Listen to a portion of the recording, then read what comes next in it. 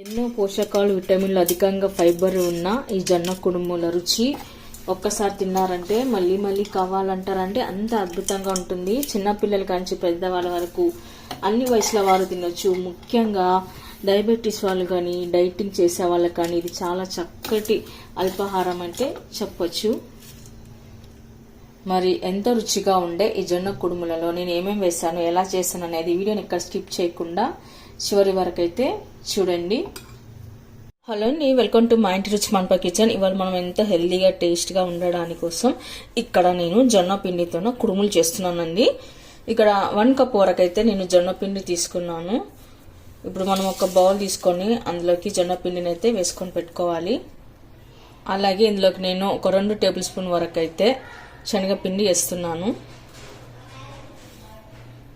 ఇప్పుడు ఇది పక్కన పెట్టేసుకొని మనం ఒక మిక్సీ జార్ తీసుకోవాలండి. అందులోకి 4-5 పచ్చిమిరపకాయలు వేసుకోవాలి. అలాగే 4-5 వెల్లుల్లి రెబ్బలు కూడా వేసుకోవాలి. ఇప్పుడు మనం మిర్చి పేస్ట్ నల్లబడకుండా ఉండడానికి కోసం కొద్దిగా అయితే ఉప్పు వేసుకోవాలి.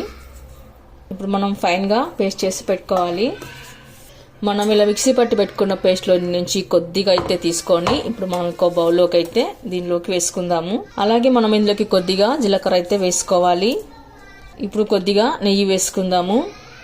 అలాగే మనం మిర్చి పేస్ట్లో వేసాం కాబట్టి ఇప్పుడు కొద్దిగా ఉప్పు అయితే వేసుకోవాలి.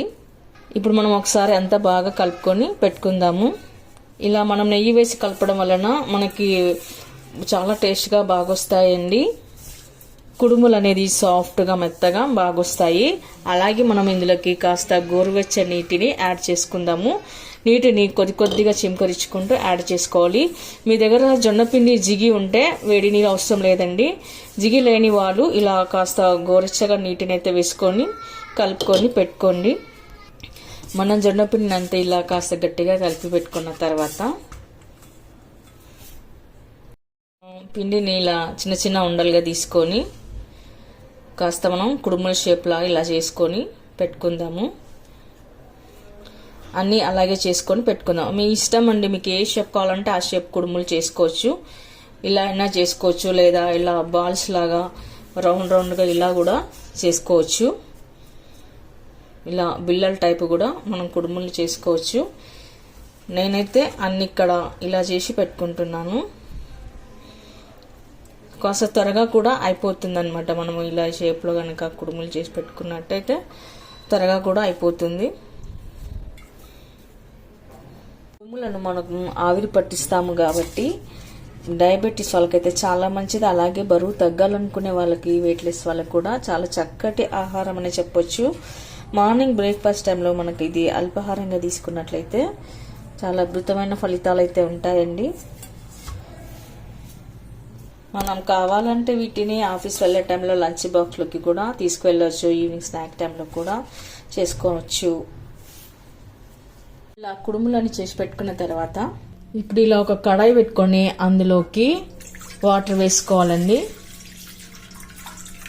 ఇలా మనం కొద్దిగా నీరేసి పెట్టుకున్న తర్వాత ఇప్పుడు మనం ఇలా చిల్లులు ఉన్నది ఒక జాలి ప్లేట్ అయితే తీసుకోండి.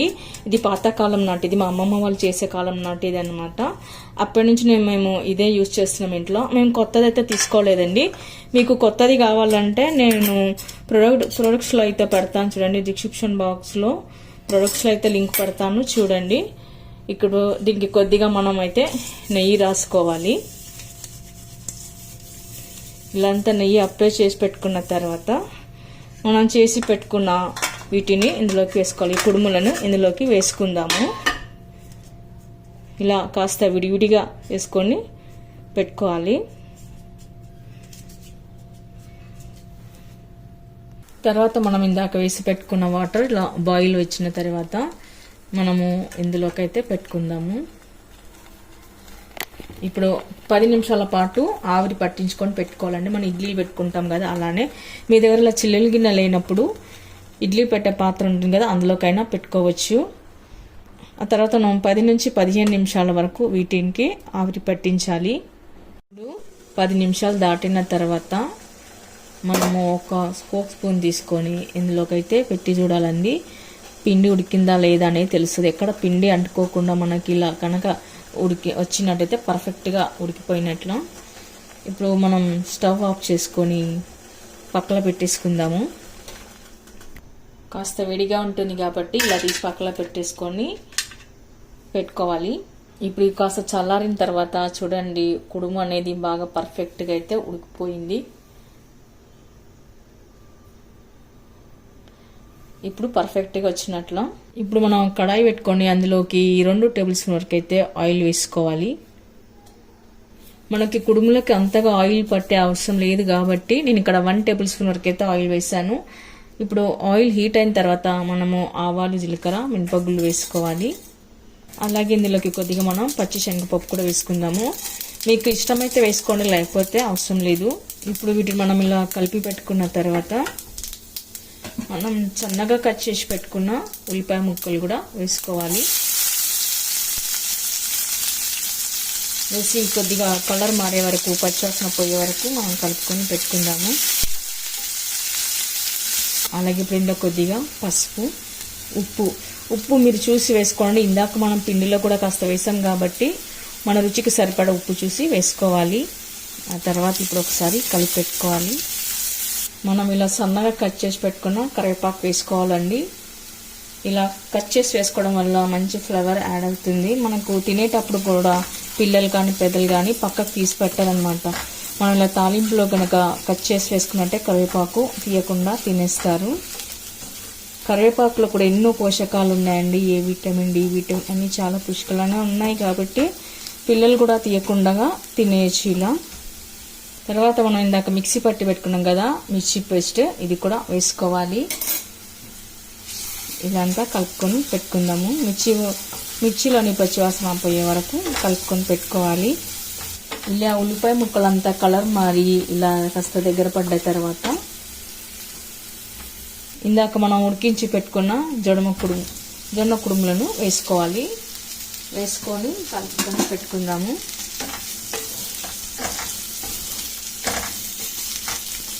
ఆ తర్వాత పైన కొద్దిగా నువ్వులు వేసుకుందామండి. నువ్వులు వేసుకొని ఇప్పుడు ఒకసారి కలుపుకొని పెట్టుకోవాలి. నువ్వులు వేయడం వలన ఆరోగ్యానికి కూడా చాలా మంచిది. ఇలా మనం కలిపి పెట్టుకున్న మసాలాది ఇదంతా దీనికి కుడుములకు అంటే వరకు మనం కాస్త కలుపుకొని పెట్టుకోవాలి.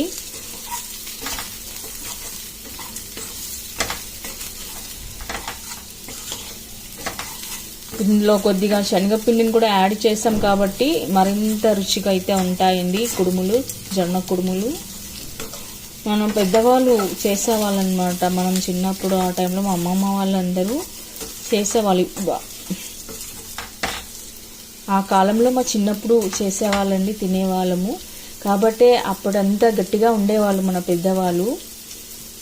ఇప్పుడు వీళ్ళంతా కలిపి పెట్టుకున్న తర్వాత 2 నిమిషాల పాటు మగ్గనిద్దాము. 2 నిమిషాల తర్వాత ఇప్పుడు మనం మూత తీసేసుకొని పైన కొత్తిమీర వేసుకొని కలుపుకొని పెట్టుకోవాలి, గార్నిష్ చేసుకోవాలి. ఇప్పుడు పైన మనం కొత్తిమీర వేసుకొని గార్నిష్ చేసి కలుపుకొని పెట్టుకున్న తర్వాత చూడండి, చూడడానికి తినడానికి కూడా చాలా అద్భుతమైన రుచి అయితే ఉంటాయి. పిల్లలు కూడా చాలా ఇష్టంగా తింటారు. మీరు కూడా ఒకసారి ట్రై చేసి ఎలా కుదిరిందో కామెంట్స్లో అయితే పెట్టండి. తర్వాత మనం ఇప్పుడు స్టవ్ ఆఫ్ చేసుకొని నిమ్మరసం అయితే వేసుకుందాము. ఇది సర్వింగ్ ప్లేట్లో తీసుకోవాలి. చూసారుగా మన అమ్మమ్మల కాలం నాటి చక్కటి ఎంతో బలమైన ఆహారం జొన్న కుడుములు. ఈ జొన్న కుడుములు మరి మీరు కూడా ఒకసారి ట్రై చేయండి. మీకు ఎలా కుదిరిందో కామెంట్స్లో పెట్టండి, లైక్ చేయండి, షేర్ చేయండి. తప్పకుండా మన ఛానల్ని సబ్స్క్రైబ్ చేయండి. Thank you for watching.